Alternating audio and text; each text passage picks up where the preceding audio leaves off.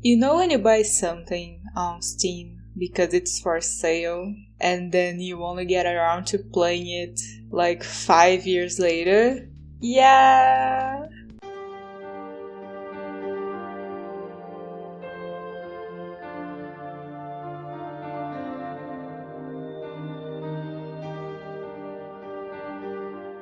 Hi, hello, I'm Liv, and and today I want to talk about a game called Under That Rain, a point-and-click adventure that came out on May 15th, 2017 and was delisted from Steam on November 14th, 2017. But before talking about the game's backstory and why it was only available for 7 months, we have to go through the game in itself.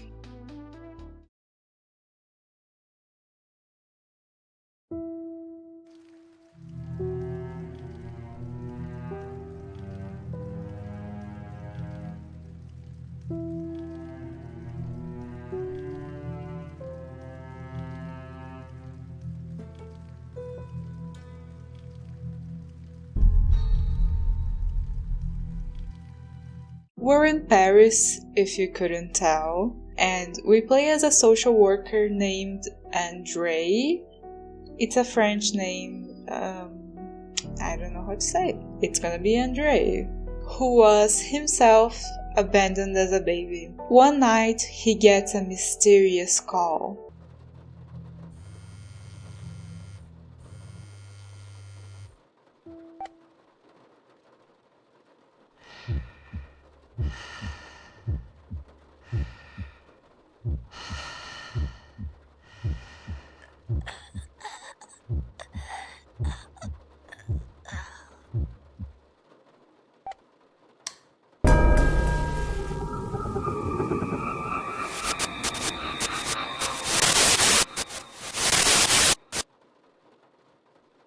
After that, someone knocks on his door and leaves a file for a boy named Adrian Lazarius.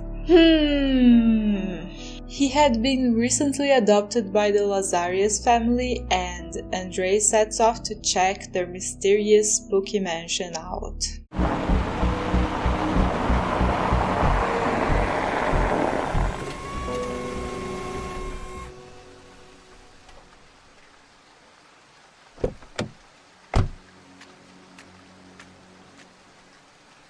He feels some sort of duty to this case in particular for unknown reasons. I think he mentioned something like, I have to do this for myself.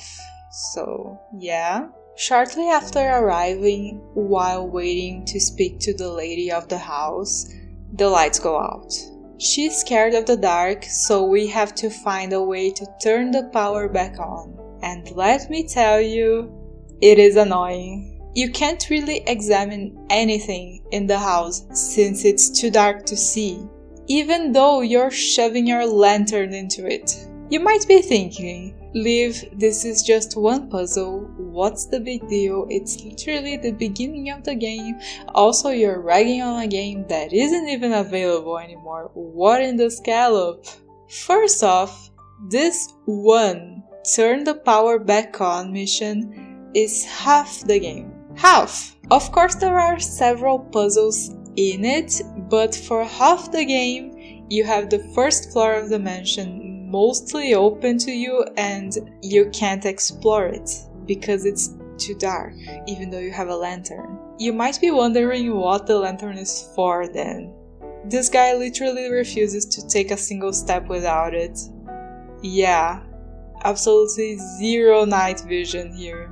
Well, I just said that you can't really interact with stuff in the house because outside is for sure lighter than inside the house, at night. But then there are times when you can interact with things in the house. If there are these cogs, even in the dark, you can see and interact with the thing, and they're always important for progression. So there were a handful of times when I'd be stuck, so I'd have to go back in the house and hover my mouse over every single thing in every single room, trying to find a cog to interact with. So that isn't ideal, but like, moving on. After doing a lot of stuff and meeting a rabbit, dog, wolf creature, wait.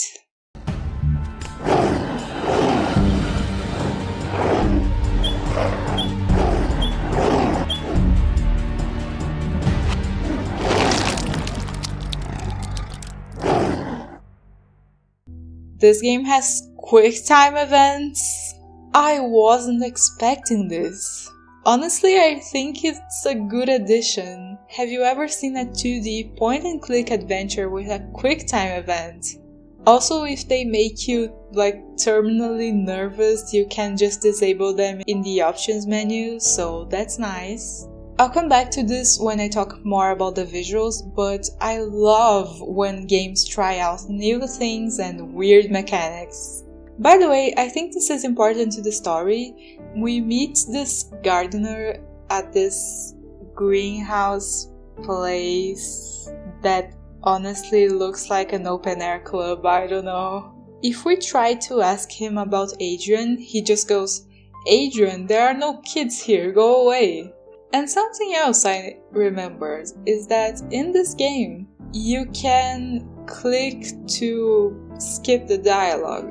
And you might be thinking, well, Liv, that's a pretty basic feature. And I tell you that it is. But you have no idea how much I appreciate it after playing games that don't have this. So when I click something and it has to repeat the dialogue because I accidentally clicked on the same thing, it plays the whole dialogue all over again. Can you tell that this evokes emotions in me? I appreciate the small things, but unfortunately, if you click twice on the arrows to move to a different location, it does not make him run or teleport you to the next location. It just does nothing. So you win some, you lose some, I guess. Anyways, back to the game. As soon as we turn the lights back on, this kid shows up asking if we wanna play with him and then disappears. I ignore him and go talk to the old lady first, but she seems completely out of it, even with the lights on. So I'll just leave her alone for now. But one thing I noticed is that the old lady seems to recognize the name Adrian and says that he's a good kid, but she's very out of it. Following Adrian to the upper floor, he locks the door in our faces. That's cheating, Adrian. You can't do that in hide and seek. We instead go into the room next to his and we see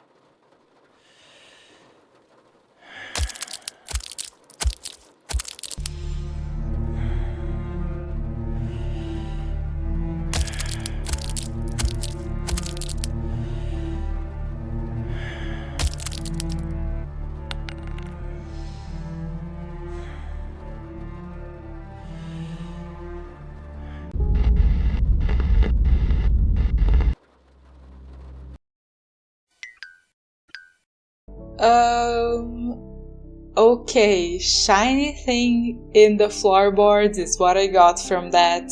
Fishing it out with a fire poker that I stole from Granny, we get the key to Adrian's room. Before we go in, I wanna show this really cool angle that you get when you try to walk more to the left. Again, we'll talk about it later, just wanted to point it out.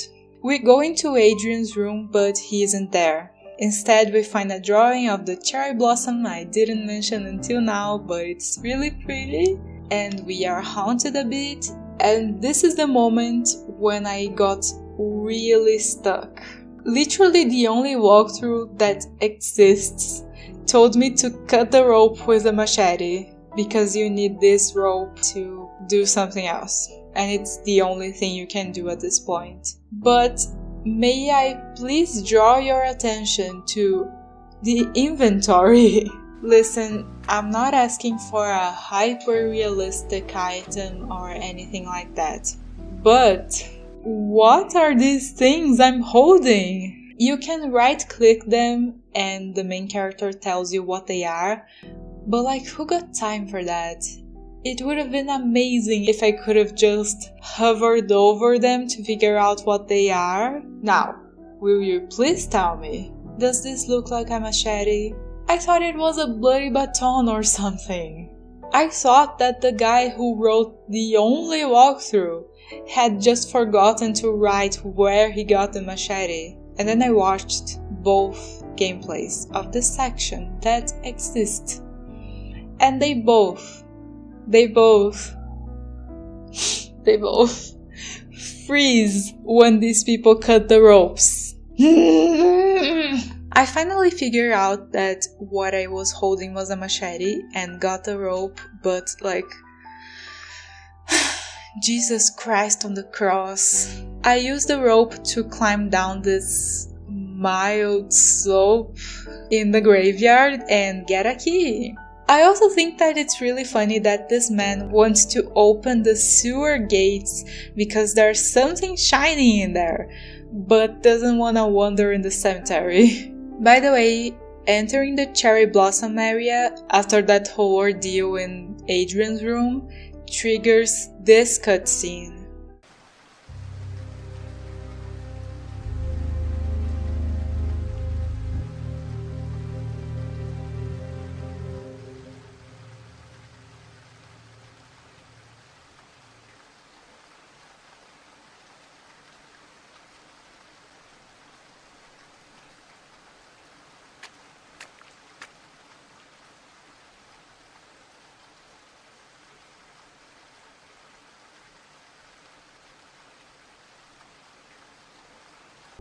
Going back to the house, the key opens this room. There's a shovel here, but Andre is scared of the crow that's perched on top of it, so we have to find a way to scare it off. There's also a hammer here, which we can use with the chisel to go in the sewers to get a broken flashlight and a battery.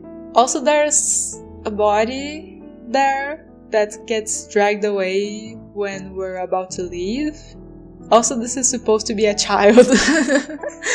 Solving some more puzzles, we get a gramophone and a wrecked vinyl to scare the crow off and get the shovel. Some more hauntings and we're headed to the cherry blossom. The thing buried there is a picture. There's the woman who pointed at the thing, a baby, and a man with his face bloodied.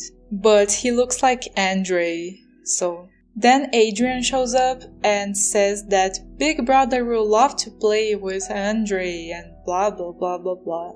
And then we have this absolutely insane cutscene.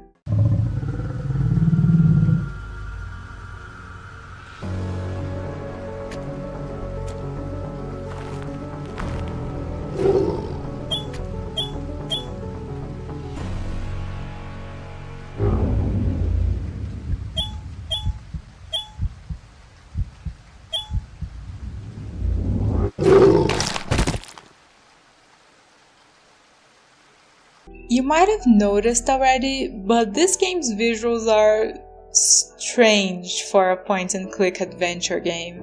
Most are usually simply side-scrollers or with some depth, but not enough that the size of the character changes, with one or two scenes that change it up a bit. But in Under That Rain, it feels as though the developers had very clear ideas for places and, let's say, camera shots. It feels like it was supposed to be a movie, but then they were like, making a game wouldn't be, easier? Honestly, I don't know about that. I don't know what they thought. It just feels like they were going for a movie. But then we can't make movie for whatever reason, so we make game. But we don't adapt our ideas to game. And they didn't make their lives easy, at all, with these choices. I'm not exactly complaining since the weirdly smooth movements, lights and shadows, and these weird, unoptimized choices are part of the charm. And quick time events in point-and-click adventures. And the first time I played this cherry blossom scene, I completely missed the aforementioned quick time events because I was so blown away by how the cherry blossom looked. It took me completely by surprise. This game is so beautiful. But, the game was pulled from Steam. The team was dissolved, and I think the visuals played a big role in that. But back to the story. We managed to dodge the wolf, but it scratches us, making us slower. We go straight to this construction site and drop this on the wolf's head.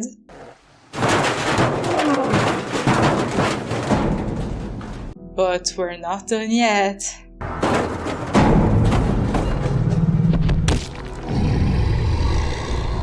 Equipping the machete, we slay the wolf. And then we pass out and wake up in this riddle place. It tells the story of a guy, he was really bad, an executioner I think. But they also talk about a wizard, I wasn't paying attention. And his wife chops his hand off, he chops his wife's head off. And the younger child survives, I think.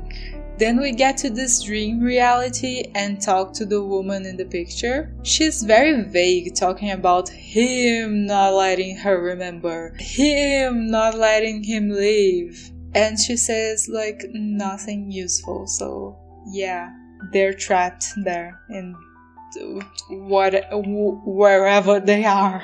And then we wake up in this place that looks straight out of Trainspotting. Apparently, it's supposed to be the mansion. From their conversation, I think it's supposed to be the Lazarius mansion. But they could have chosen a room to sort of make over, I have no idea where we are. We're stuck here with Marie. She and her fellow youth were having a party at the abandoned mansion, but then something attacked them.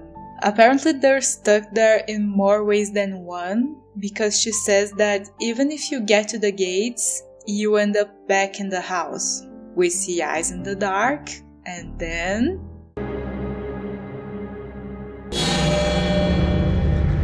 End of episode 1! Something that I don't have much to comment on because I don't know the first thing about music. There are songs I like and songs I don't like. The end. But I really enjoy the soundtrack as well. And it's an original soundtrack. I think they could have sold it on Steam and it would have been justified. I've seen soundtracks that were way less melodic and way less atmospheric being sold on Steam for $20. So, by the way, Story Theories, their last name is Lazarius, which is a reference to Lazarus from the Bible, who was allegedly dead, but Jesus revived him. So, I don't know.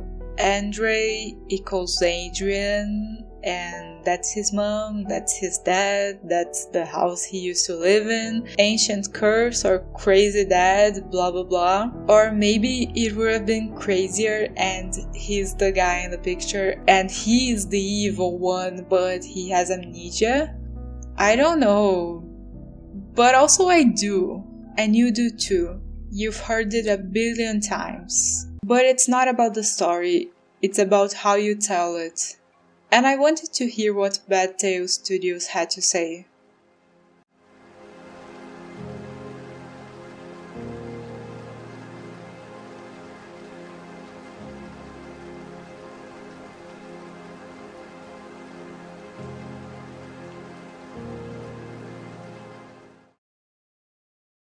Maybe you were smarter than me and read the big ass episode 1 next to the title, but guess what? I didn't. In my cliffhanger frustration, I clicked on the Steam page tab to find out exactly how much I had spent on a first chapter, read the warnings I'd been ignoring in the review section, and also read the cries for episode 2. And nothing. It kept taking me back to the homepage. Looking it up on Google first showed a walkthrough of the game, then the games page on delistedgames.com. It actually surprised me that the game only stayed up for 7 months. I'm usually the kind of person who doesn't have the super rare thingy. But anyways, moving on. On delistedgames.com, I also found a note the team wrote about the delisting. Hi everyone, we are so sorry to write this letter to all of you guys, but Under That Rain failed. We failed. We put a lot of effort and passion inside this game. 3 years for episode 1, and almost a lot of months in developing episode 2. Where we are still working on almost every night. The more the time passed, the more we saw that Under That Rain doesn't have a good impact on the people out there. We sold really a few copies of the game. In reality, we didn't thought it would be easy or that we could be rich by selling it. But right now, what the game earns doesn't cover the financial costs. So we can't stay another year like this, and even if we dislike the idea, we have to give up on this project. We are not blaming anyone except ourselves for making this game fail. We know we lacked in social media and promotion. We just bowed our heads and worked on the game, and maybe this is one of the things that did make this happen. Or maybe the game was not good enough for attracting video gamers. Who knows? The game went out of selling starting from this month, but we wanna say another thanks to everyone that bought our game and so support and trusted us. We are still trying to complete the episode 2, even if it is really hard to working on something when it's a failure. Originally, the episode 2 should have been sold separately at $4.99. But we want to try to release it under a normal update around 20 December. We have time fixed to close the project, so if we can't be able to finish in time, we want to apologize even for not releasing the second episode. Because we don't like to leave things unfinished, and because of everyone that bought it, the game deserves a final.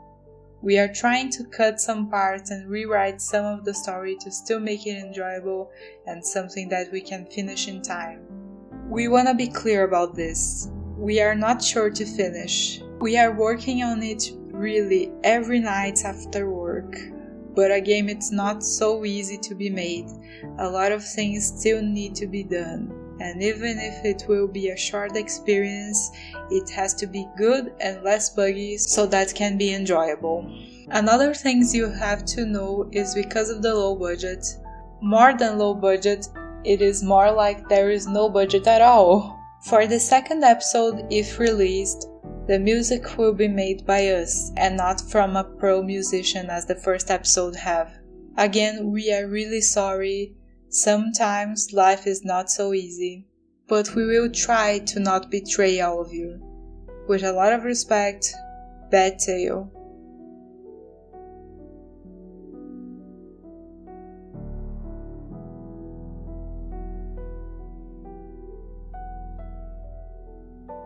Needless to say, episode 2 was never released. And judging by comments I saw, this caught people completely by surprise. They wanted some forewarning so that the ones that didn't already have the game could buy it.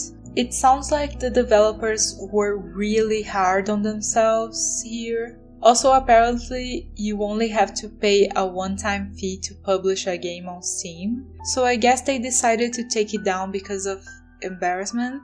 Because you didn't want to mislead your audience. But if you just said that it's only episode 1 and you're not gonna finish it, it's still fine to sell it in my opinion. Of course, the game isn't perfect. No game is. But it's charming. And the game still runs with no issues. It's impressive considering that it was last patched 6 years ago. To just give up on a game and leave it in a playable state, I think it's cool. It's also really weird how broken the English is in this note. Bad Tail Studios is Italian, but the game only has 1 or 2 kind of odd word choices. Nothing like this. I'm guessing that they had just given up, so they decided to just write from the heart. Anyways, moving on. I also found this Indiegogo page. They only made 3% of their goal. So yeah. Also from the pledge tiers, they were kinda expecting the game to do much better.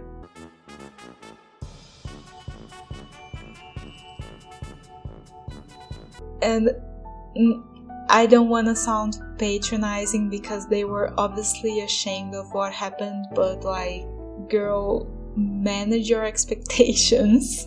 A new team developing their first game and you want 16,000 minimum. And you hired a professional musician to write your score. It didn't need that. The score was fine, but... And as the notes they wrote said, and I'll believe it, that they didn't really invest much on the marketing department. I don't want to be mean, I swear I don't want to be mean. They sounded so hurt in that apology note, but that's middle school knowledge. Your math teacher, sooner or later, for this reason or that, is gonna tell you that a huge chunk of anything's budget goes to marketing.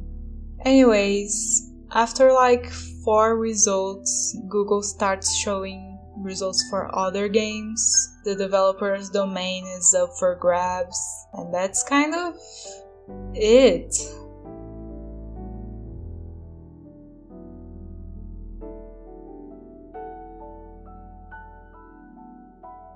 The way Bad Tail Studios dealt with this is pretty frustrating. I feel bad, but at the same time, a new studio releasing a new game, no marketing, flopped Indiegogo campaign, pro musician hired and not a part of the team, and expecting it to blow up within months.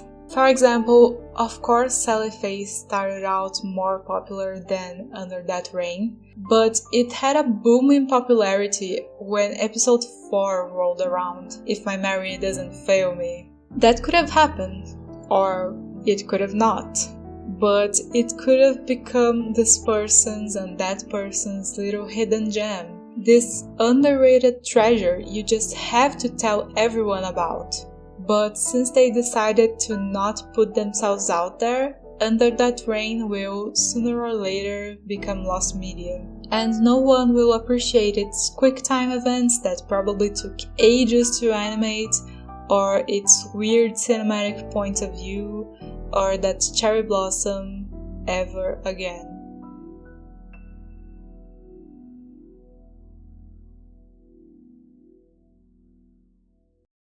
Thank you so much for watching this video. Like, comment, subscribe, blah blah blah blah blah blah blah. And I'll make more videos if an anvil doesn't fall on my head. Bye!